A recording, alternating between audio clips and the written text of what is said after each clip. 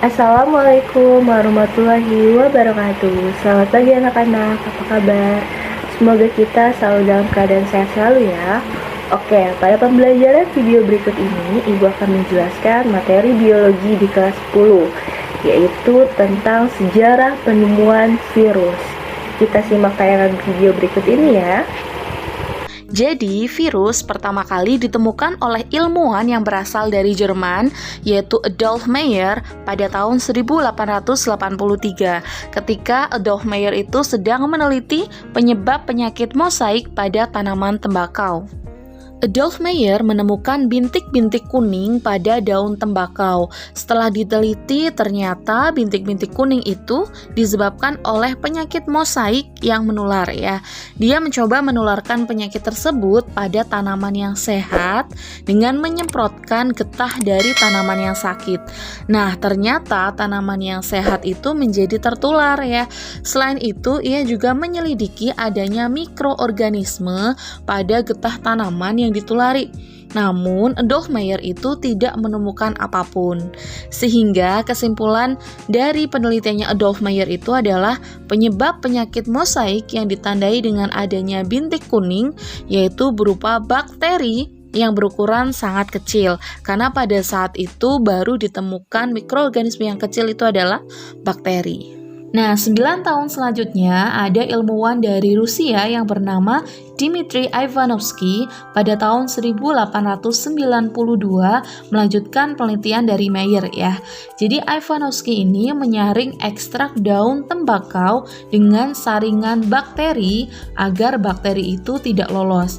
Jadi pada waktu itu tuh sudah ditemukan adanya alat yang bernama Chamberlain. Nah, kemudian diperoleh filtrat daun tembakau ya. Selanjutnya, filtrat daun tembakau tersebut disemprotkan lagi ke daun tembakau yang sehat dan ternyata daun tersebut itu masih tertular penyakit mosaik. Ivanovsky memiliki 2 kesimpulan dari hasil penelitiannya. Yang pertama adalah penyebab penyakit mosaik pada tanaman tembakau itu bukan disebabkan oleh bakteri, melainkan oleh mikroba yang berukuran lebih kecil daripada bakteri.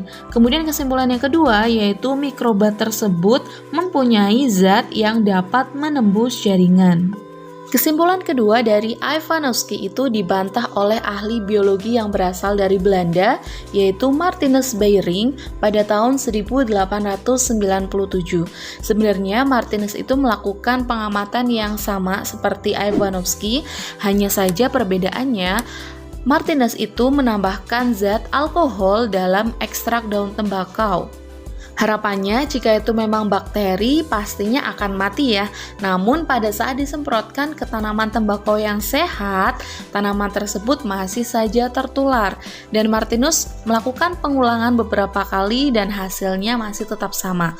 Kemudian Martinus juga mencoba untuk menumbuhkan agen penyakit tersebut itu ke dalam suatu medium pertumbuhan bakteri. Namun hasilnya tidak bisa tumbuh di medium tersebut. Sehingga kesimpulan dari penelitian Martinus menemukan bahwa agen penyebab penyakit mosaik di getah yang telah disaring itu dapat bereproduksi atau memperbanyak diri namun membutuhkan organisme yang lain. Dan kemudian Martinus juga mengemukakan bahwa penyakit tersebut itu bukan disebabkan oleh bakteri melainkan cairan hidup bersifat patogen atau yang disebut sebagai Contagium vivum fluidum, yang selanjutnya itu disebut sebagai virus, yang artinya adalah racun yang berbahaya. Temuan dari Martinus dibuktikan oleh ilmuwan yang berasal dari Amerika, yaitu Wendell Meredith Stanley pada tahun 1935. Stanley berhasil mengisolasi dan mengkristalkan partikel agen penyakit mosaik yang kemudian dinamakan Tobacco Mosaic Virus atau TMV. Nah, Stanley ini juga menemukan bahwa virus itu tetap aktif walaupun dalam fase kristal. Nah, dengan keberhasilan dari Stanley pastinya mendorong semakin berkembangnya cabang biologi yang mempelajari tentang virus yang bisa kita sebut dengan virologi.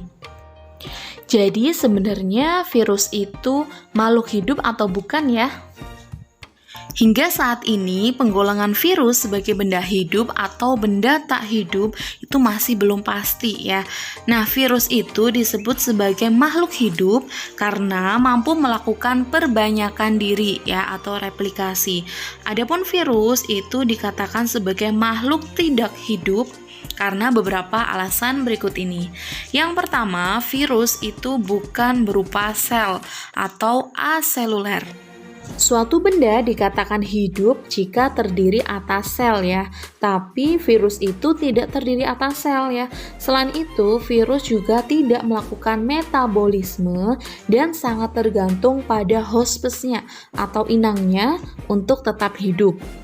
Alasan yang kedua yaitu virus hanya dapat memperbanyak diri dalam tubuh makhluk hidup. Nah, virus ini dapat hidup hanya di dalam sel yang hidup. Oleh karena itu, metode yang paling mudah untuk perbanyakan berbagai virus itu biasanya dengan menggunakan teknik embrio ayam yang berumur 10-12 hari ya, yang digunakan sebagai tempat inokulasi. Kemudian alasan yang ketiga adalah virus hanya tersusun atas satu jenis asam nukleat saja, yaitu bisa berupa DNA atau RNA saja. Struktur tubuh virus juga dilindungi oleh selubung protein atau yang disebut sebagai kapsid, serta tidak mempunyai sitoplasma dan organel sel. Kemudian alasan yang keempat adalah virus dapat dikristalkan sehingga lebih menunjukkan ciri mineral daripada ciri-ciri kehidupan. Nah, sebenarnya bagaimana bentuk virus dan jenis-jenisnya, serta bagaimana sih virus itu bisa memperbanyak dirinya, akan kita bahas di video selanjutnya. Sekian untuk video kali ini.